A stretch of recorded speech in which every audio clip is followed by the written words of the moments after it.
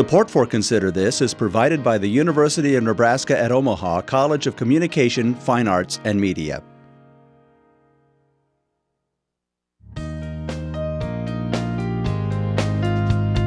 Once again, from the studios of UNO Television on the campus of the University of Nebraska at Omaha, Consider This, a program of issues and information behind today's news.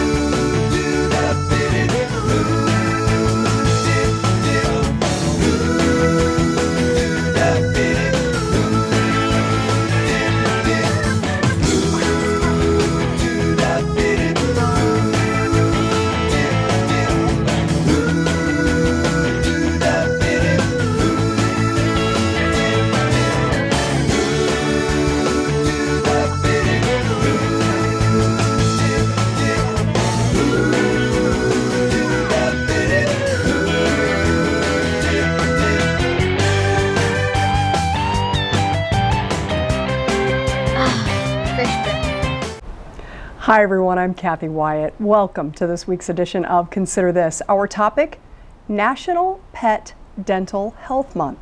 Joining us to talk more about it is Dr. Rod Van Horn, a veterinarian at Omaha Animal Medical Group. Thank you so much for being here and welcome. Yeah, thank you. Welcome. It's going to be fun. Good. Hey, before we do anything else, I just want you to introduce us to your friend. Yeah, who we have here, we have Monkey.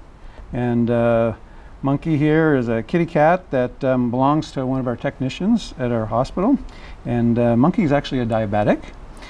So he gets treated all the time with insulin. I know we're here to talk about dental disease, but and it kind of relates a little bit to diabetics in the sense that diabetics, because their immune system sometimes is a little bit lower, sometimes they're a little more prone to dental disease. So we have to be on the lookout for it. Yeah, I would suppose you're looking out in terms of health overall. I mean... Oh, absolutely. I mean, a kitty cat or a person, we're not just a mouth, we're not just a foot, we're not just a heart, we're an entire entity. And so, especially as a general practitioner, we have to look at them from top to bottom or nose to tail, as we say. I understand. I think before we go on with the interview to talk about Dental Health Month, we're going to have Michael go ahead and come on and take Monkey from you so that we can focus a little bit more on the interview and maybe give him a little respite too, if that sounds okay. That would be great. Monkey would appreciate it too. I'm sure Monkey would. Thanks, Michael. Oh, thanks, Michael, very much. Terrific. So tell us a little bit about National Pet Dental Health Month. Well, it's to raise awareness for about dental disease in our pets. The oral cavity is kind of the old saying, you know, the knee bone's connected to the shin bone, connected, so on and so forth. Well, the mouth also is all part of the body. And by keeping the oral cavity healthy, we actually may be helping out them overall. In fact, studies have shown if we keep the oral cavity healthy, we may actually extend our pets by anywhere from 1 to 2 years. So I think most people, at least most days, want their pets around, you know, longer. And so it's not only important for bad breath, eating, et cetera, but overall health as well. Wow, when did you become interested in veterinarian stuff? Years ago, and I'm not going to give away my age, but people can probably tell by the whiteness in the beard and then the hair. I grew up on a farm on the East Coast, and we raised and showed horses. We had some cattle, we had some swine or pigs. We had a dog kennel where we had 23 dogs and Brittany Spaniels. We had some beagles. And so the vet was always coming out. And science and math came pretty easy to me. And I really enjoyed, Dr. Cadwalter was his name. I don't even know if he's still around today, but I still remember him. He had a great influence on me and that decision process. And so I pursued it. And in high school, we kind of started tracking that way. And then when I got into undergraduate school, continued on that course and then finally on to grad school. And here I am today, many years later. So what are we talking about in terms of school, Dr. Van Horn? I mean, you went from one to the next. How long were you actually? Well, you got your undergraduate degree, and typically most people are going to get it in some kind of a science. I had a dual major in chemistry and in biology. And then from there, so that's 4 years, let's say. And then from there you go on to 4 years of veterinary school. And then if you want to specialize, just like in human medicine, you'll continue on with either internships, fellowships, etc. And in fact, every specialty basically that we have in human medicine, we have in veterinary medicine, including board-certified veterinary dentists. So what are some of the other specialties? And did you ever think to go any of those routes, or what happened to you on your journey? Yeah, actually I did. At one point I thought I was going to do equine surgery. So I wanted to do horses. I wanted to do orthopedics and horses. A fellow classmate and I, we worked on some projects where we were trying to prevent fractures in racehorses with the idea that we could salvage these animals rather than putting them down for euthanasia and continue on their life as a breeding animal. That was a benefit not only to the animal, but to the insurance carriers, to the owners of these animals as well. Then I got out of school and I got into the real world. And while I had this vision that I wanted to do this on a certain amount of horses, I didn't want to live that particular lifestyle, which meant 7 days a week, 365 days a year, travel on a racetrack, and so on and so forth. So from there, I kind of transitioned into small animal. And while I still enjoy surgery, actually I get to practice a whole lot more medicine on small animals than I would have just on horses alone. And you've been doing this how long? Well, I graduated from Oregon State University in 1988. Wow. So we can do the math, it's 25 years, I guess, plus. Okay. And your favorite aspect, why do you continue doing what you do? You know, I continue it for a number of reasons. Obviously, I think probably most people would say, well, because the love of animals, and that's all great, but that animal also has a leash that's connected to an owner, and there's a bond there, and we try and maintain that bond, you know, for as long as we can. I also get just as much enjoyment out of conversing and talking with the owners, getting to know the owners, as well as the pet. Some of the anecdotal stories, some of the stories that they share. You know, many owners think of their pet as part of the family. And so if we can keep that family intact for as many years as we can, that's what gives us the reward. So most of all the years you've been doing this, is there a most memorable story for you? Is there that one pet or that one owner that you think, I don't know, maybe it was somewhat life-changing for you. Maybe it came at a time when you weren't sure what you were going to continue doing. I don't know. Well, I don't know if it was a time where I wasn't sure, but kind of I could tell stories all day long. But one story was actually prior. I was working at a veterinary hospital, and I was an undergrad. And I answered the phone, and a lady asked, her question was, do you vaccinate cats? And I said, well, of course we do. And she says, well, even big kitty cats? Well, sure. And I'm thinking a 15, 16-pound kitty cat, much like Monkey. Well, that's great. We'll be in shortly, but I might need a hand because my kitty cat gets nervous when he rides in the van. So we might need a hand getting him out of the van. And I said, well, that won't be a problem. Well, so she arrives, she introduces herself. We go out to the van, the veterinarian and myself, and lo and behold, we slide open the door of this van, and it was a 4-month-old, 63-pound African lion.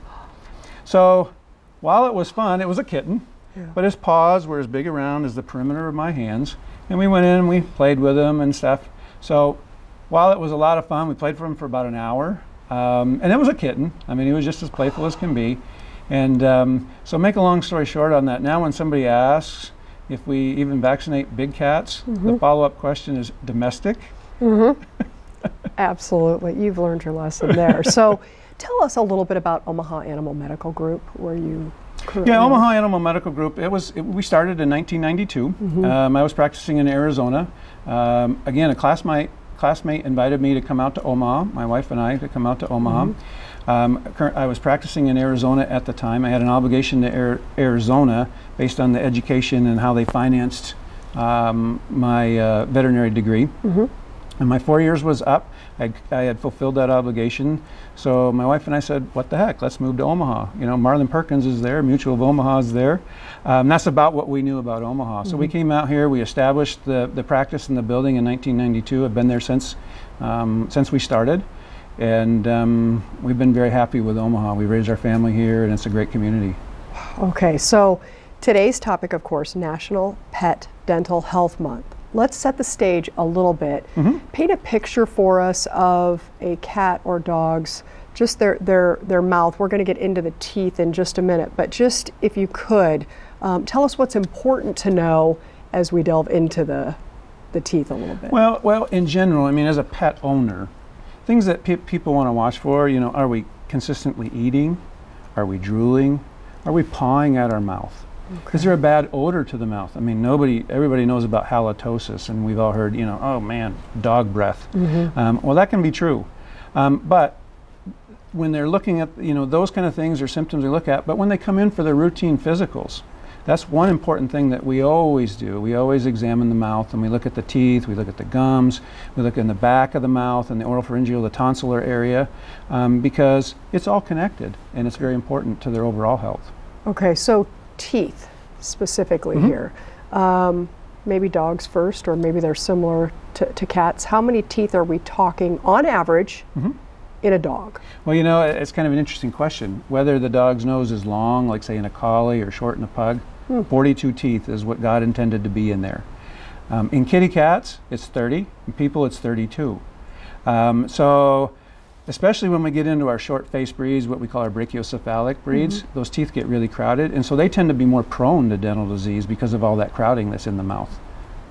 Baby teeth. So what's important to know? You have a puppy or a kitten, about the teeth in terms of how they mature then. Sure. The good thing about baby teeth is they're just that. Just like us, the deciduous teeth, they will eventually fall out. Typically the incisors are the first ones. Those are the front teeth that sit up on the top. They'll fall out usually right around 4 months of age. The long fang teeth, the canine teeth, the ones that hurt when they're roughhousing and playing, the ones that grab your socks and get caught, those don't fall out to about 6 months of age. Sometimes they'll retain those baby teeth. And if they retain those baby teeth, so if they're past 6 months of age, they're retaining those teeth, sometimes we'll have to go in and do selective extractions, because if we don't take out those baby teeth, because they're so adjacent to the adult tooth, we'll get disease there, and ultimately we want to make sure that adult tooth stays there for the rest of their life. So let's talk about that. This is a good segue, the whole dental disease thing. When do we start noticing, we being the owners, that there may be a problem? Well, I think long before we actually see a problem, we have to be aware that their teeth are there and that we need to do some prevention programs, starting them out as puppies and kittens, whether that be a brushing program, dietary program. There's many things that we can do to help prevent that, but more importantly, or just as importantly, to get that animal used to us being in their mouth, whether that be with a toothbrush. They make little toothbrushes that fit over someone's finger, a piece of gauze, let's say, for example. There's oral mouth rinses, and so on and so forth. But typically, on an average, probably most dogs, most cats, as in 80% of the dogs, probably 70% of the cats, by the age of 3, are going to need their first dental cleaning or dental prophylaxis. Okay, so I want to talk about, because that age 3 sticks out, and we'll get back to that in just a minute. But if we do not take action and there is a problem, then our pets could experience something called periodontal disease. We have a short video that we want to put up while you go ahead and tell us about this periodontal disease. Okay, excellent. So with periodontal disease, first off, we get what we call a slime layer, which then turns into calculus. And calculus is composed, or sometimes people will call it tartar, composed of bacterial, mineral deposits, causes inflammation of the gum. Whenever we hear periodontitis, or itis at the end of any word, it means inflammation. Periodontal is referring to the periodontal ligament. So when we talk about periodontitis, it's inflammation of that ligament. So we get recession of the gum, we get infection in there, we can get bone loss, we can get loose teeth, and there's a number of other things that can occur. Yeah, and some of this is occurring, you had mentioned 3, but before the age of 3, it's a pretty good percentage, isn't it? Absolutely, and some of that depends on genetics. We touched a little bit upon, certain breeds. Some of our smaller breeds are more prone. Our short-faced breeds are a little prone. Greyhounds tend to be a little more prone to dental disease. Siamese cats, if we're talking about the kitty cats. So genetics plays a role. Huskies, as a general rule of thumb, don't have much dental disease, let's say, for example. Okay. You mentioned a few of the things that can happen as a result of periodontal disease. We want to put those up for our viewers, and if you could just walk us through each one of those, Doctor, it sets the stage for what we're going to be talking about in terms of what can happen if we leave that untreated, right? Great. So with gum disease or gum recession, that starts out as part of the periodontal or the inflammation. So the gums start to recede. That continues. They get pockets. So the sulcus, which is actually the pocket when the dentist is talking to you about a pocket, that gets deepened. More bacteria get into there. It tends to be progressive. Eventually we start getting some bone loss, or what we call alveolar disease. The tooth then become loose. We can actually get bone infections, and which can lead, and some of the infections can get so bad we can actually see fractured jaws. I had a case on a little poodle. Dixie was the little dog's name. Came in with bilateral mandibular fractures. The jaw was hanging down as a result of severely infected mouth and dental disease. And so ultimately it was, for Dixie was 3.4 pounds. So it presented a challenge on what we were going to do with this particular patient. And ultimately we worked with another physician, and we built some custom plates. We wound up plating Dixie's mouth, and lo and behold, Dixie was actually eating the following day. So it was a pretty rewarding case. Wow. And so untreated, and this is important for folks to note, they saw the list of things that can happen, but should that continue on, then other health issues can come into play. What do you see most oftentimes? Great question, and that's so important. Kitty cats, probably the biggest thing that we see is we'll see kidney disease secondary associated with it. Dogs, a lot of times we'll see a condition called bacterial endocarditis, which means the bacteria is getting into the bloodstream, it's setting up on the heart valves. It causes the valves not to function properly, and ultimately we can get heart failure associated with that. Can create liver problems, can create kidney problems. Those filtering organs that are trying to filter that bacteria out of the bloodstream, they're working overtime. So again, keeping the oral cavity clean, we may actually extend the pet's lives. What's the most interesting case you ran across in terms of, having this start and everything starts out small and then, goes into something really big and then as a result leads to a very unhealthy outcome? Yeah, when we get in there, initially, a lot of times we'll see gum inflammation and we can see the bone loss, we see loose teeth. Unfortunately, sometimes it's not only dental disease, but sometimes we can also see other issues going on in the mouth, such as bone cancer. And when we see that, when we don't get resolution under normal conditions and that kind of stuff, or if the bone there's a lot of loss there, sometimes we wind up doing biopsies. And then ultimately, a lot of times that cancer will spread. It oftentimes will go to the lungs. And when it does that, then it becomes a pretty poor prognosis. I think one of the biggest things that I know we as pet owners, and I think anybody overall worries about most, is pain. Our pets have a very hard time telling us they're in pain. Sometimes we can see it, but when we're talking about something as sensitive and as important as the oral care, I can't even imagine, especially with what you've just described, the type of pain that a pet goes through. Maybe you can share with us what some of those signs and symptoms would be, other than just being able to see it, knowing that there's something wrong with our pet. Sure. And interesting associated with pain, another story, we had an elderly cat that came in one time, and the owner just said, well, we're acting a little off. And so we did a thorough workup, which included blood work and urinalysis, et cetera, and everything was coming back pretty normal. And this kitty cat was 17 years old. Wow. And so the only thing that we could find was there was a lot of dental disease in this kitty cat. And so we finally decided together that, maybe we should go ahead and address the mouth and see, if that's why the kitty cat's acting off. And lo and behold, make a long story short, we cleaned up that kitty cat's mouth. It was a whole different cat. Started eating again, started becoming affectionate, was walking around the house. And those are the kind of things that make me a firm believer. And just like you said, this kitty cat was uncomfortable, but it didn't know how to express it. And it wasn't doing some of the other things that we might see, such as excessive drooling, dropping their food, not wanting to eat hard food, maybe only wanting soft food, pawing at the mouth, rubbing their face, just being isolated. I want to be antisocial, just leave me alone. You go to pet them and they shy away from you because they're sore. Yeah. They hurt. Wow. Treatments. Okay, so we're going to talk a little bit about those. We have a video that we're going to put up. We'll have you walk us through that, and then we'll come out of that and talk a little bit more about treatments, Dr. Great. Einhorn.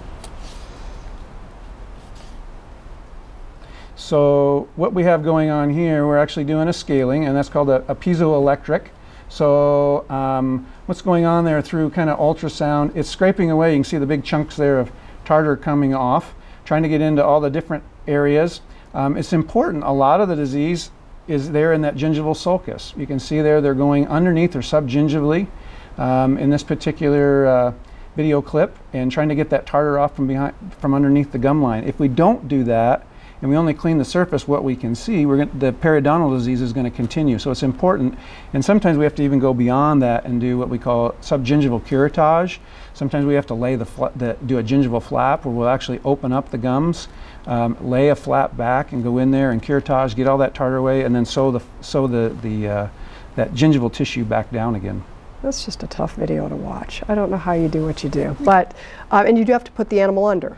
Definitely under anesthesia. There's not too many that are going to lay there for an hour with their mouth open. Right. My wife's a dental hygienist, and so she deals with this all the time, and people, and even some of them have to be sedated. So. Right. So the cost of a treatment such as the one we saw. You know, that particular mouth didn't look all that bad. Now, the thing that we have to remember is we're under general anesthetic, and that's usually a major concern for most owners.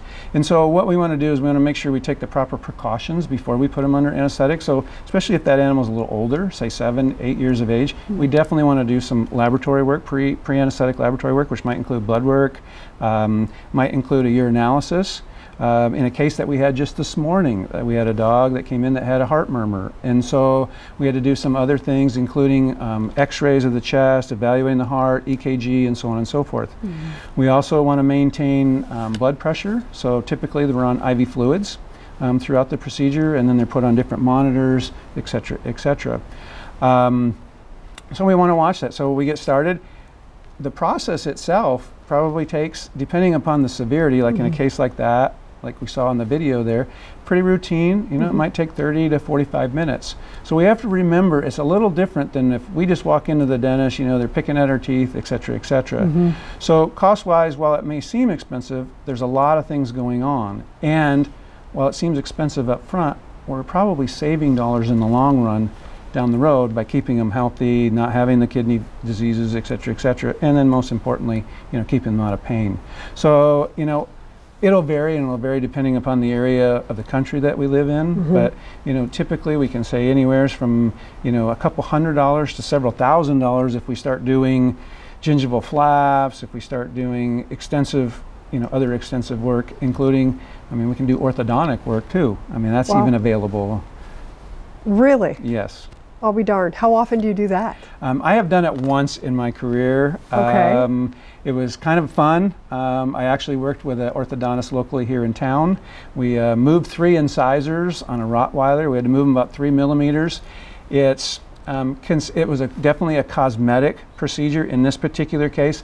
Most of the time with orthodontics, though, usually it's because the teeth are so malaligned that it causes functional problems, either sores within the gum. So if the canine tooth is malaligned so much that it's going into the hard palate and causing holes and discomfort, sometimes we have to move those teeth, etc.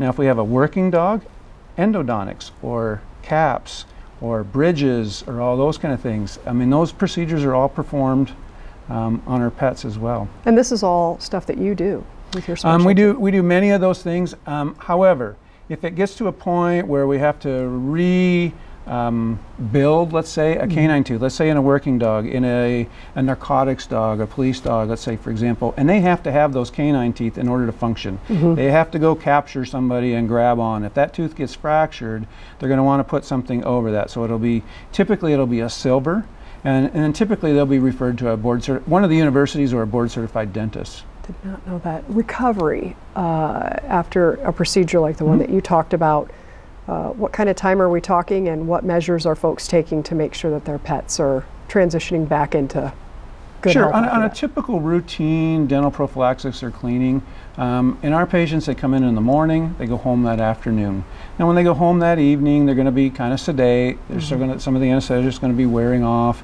We typically will say, well, maybe you want to use a softer food for that first feeding, let's say. But typically by the following morning, in a routine cleaning, they're going to be doing quite well, pretty much back to normal. Now, if we have more extensive disease, obviously the recovery period is going to be quite a bit longer, such as a case we had on Monday where we had multiple extractions in a very diseased mouth. I want to go back to cost for just a minute. We just have a couple minutes left in the program. That can be a deterrent for folks. They get a little bit fearful. It's like so much else. You bring your pet in for one issue, and then you find out there are other issues, and folks want to do what's in the best interest of their pet. So what choice do they have but to stay, but then they have to write the check? So what would you say to those folks? You know, we run into that every day, literally every day. And it's a matter of budgeting. Now, in most situations, dental disease is not an emergency. Okay, it's pretty rare. In the case of Dixie, obviously when the jaw was fractured, that's an emergency kind of a situation. But in most situations, it is something that we can budget for. So it's something, you know, we set aside. I mean, I know we even have a program at our hospital where people can set aside a certain amount of money each month, and then they can go on, and when they get enough money, quote unquote, in the bank, you know, then go ahead and proceed. There are payment programs and so on and so forth. But the worst thing that can happen is completely neglect it, and then letting them get older, get more disease, more complications, kidney disease, heart disease. Now it makes the anesthetic procedure that much more of a concern. And now we're stuck between a rock and a hard place because now they're at a point where they can't eat. Yeah. All right, 30 seconds. We've covered a lot of ground on the program. What's the most important thing for people to remember about National Pet Dental Health Month? Well, National Pet Dental Health Month is here in February. Probably the most important thing, dental health doesn't only happen in February. It happens year-round. And so while we do a focus on this as part of our education program, and that's great, and raise awareness, if your veterinarian says, get those teeth cleaned, don't ignore them or her. Okay, thank you. I want to put up a graphic, a few websites. Yours is one of them, so our viewers will know if they want more information, they can go to either one of these. We have the American Veterinary Medical Association, that's avma.org. And then, of course, Dr. Van Horn's group, Omaha Animal Medical Group, that is vetomaha.org. Dr. Van Horn, thank you so much for being here today. I want to thank Monkey, too, who we were introduced to at the very beginning of the program, and wish you very well moving forward. Yeah, thank you, Kathy. It's been a pleasure.